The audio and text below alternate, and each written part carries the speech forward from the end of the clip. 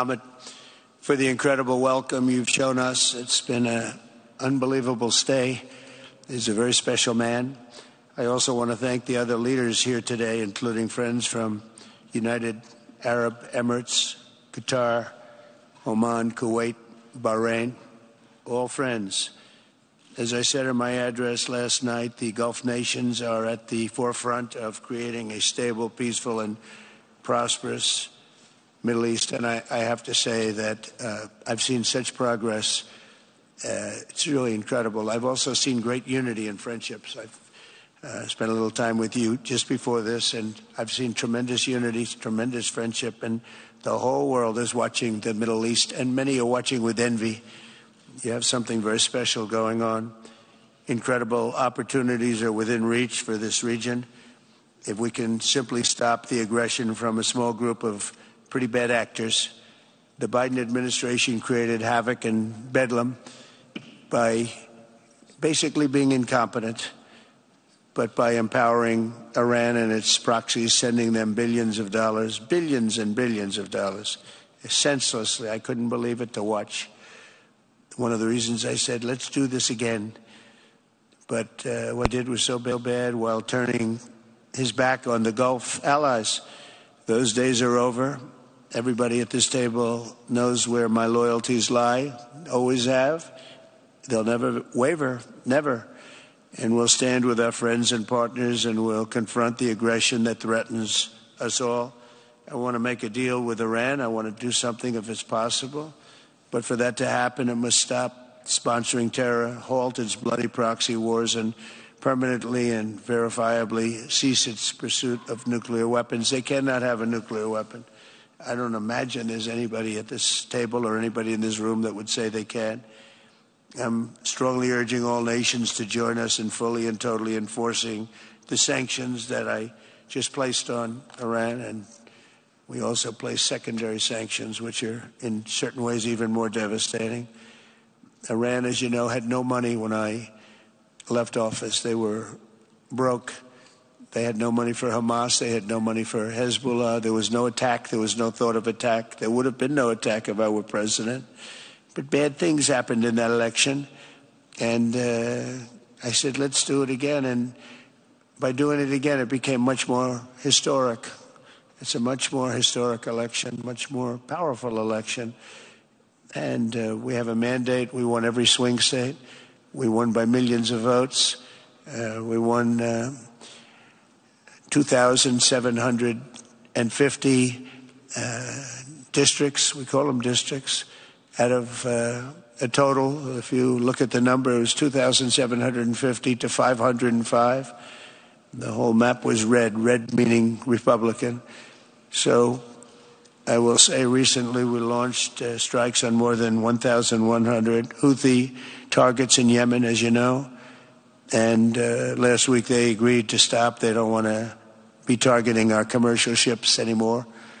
And they said, that's enough, that's enough. And about 52 days, 52 nights, it didn't end.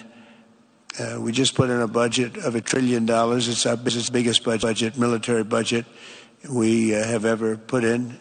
And the United States is very, very strong right now. It's amazing. In a short period of time, we've been there 100 days. And in a short period of time, we've done what a lot of people don't do in 4 years. We're a hot country, just like you're a hot area. And we're going to keep it that way. In Gaza, my administration shares the hope of so many in this region for future of safety and dignity of the Palestinian people. But that cannot happen as long as Gaza's leaders take delight in raping, torturing, and murdering innocent people. Can't have it. I greatly appreciate the constructive role that the leaders in this room have played in trying to bring the terrible conflict to an end, including by helping secure the release of American hostage Idan Alexander. It was a big day yesterday, a very important day. I was told just before I left that they were going to be releasing Idan. We thought Idan was dead 3 weeks ago. They said Idan was no longer living. And it was a very, very good thing. Ultimately, all hostages of all nationalities must be released as a stepping stone to peace, and I think it's going to be happening. A lot of things are happening. A lot of very positive things are happening on every front.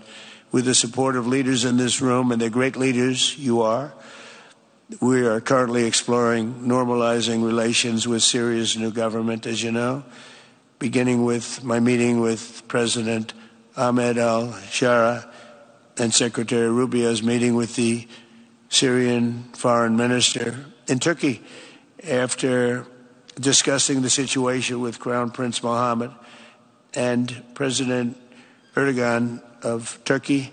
I am also ordering the cessation of sanctions against Syria to give them a fresh start. It gives them a chance for greatness. The sanctions were really crippling, very powerful. And I spoke to Mohammed, and I spoke to our friend from Turkey, who we just spoke to also by phone now, but felt very strongly that this would give them a chance. It's not going to be easy anyway, so it gives them a good, strong chance. And it was my honor to do so. So we will be dropping all of the sanctions on Syria, which I think really is going to be a good thing. And we made a speech last night, and that was the thing that got the biggest applause from the room. We had a very crowded room with thousands of people, and the statement that got the biggest applause was dropping the sanctions on Syria.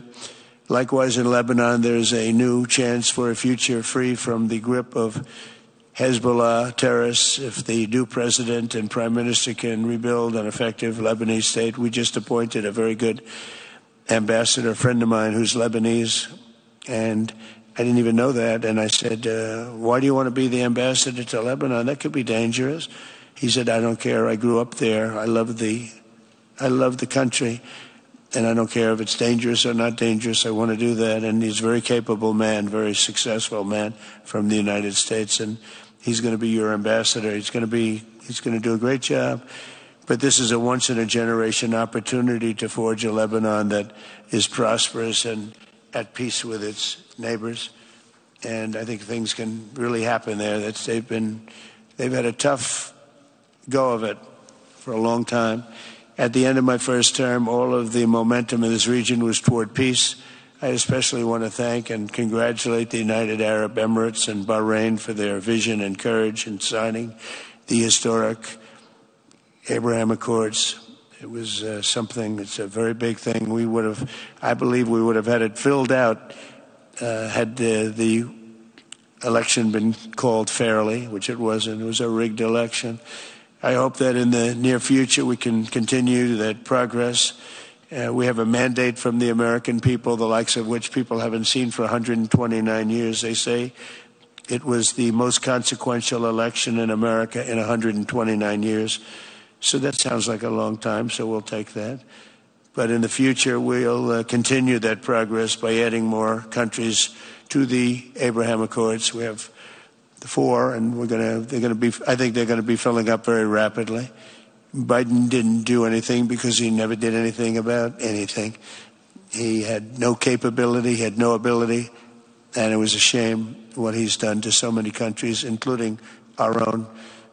We had an interesting fact. About a year ago, there was a story that we're having a hard time getting enlistments into the military, and it was at the lowest level almost ever.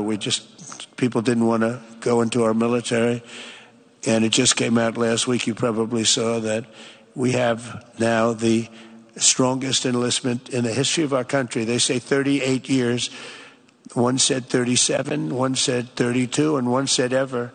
So we just had the strongest enlistment in the history of the United States of America. So think of it. In 1 year, we went from they can't get people to enlist to we have the strongest enlistment. And that includes the police departments, too.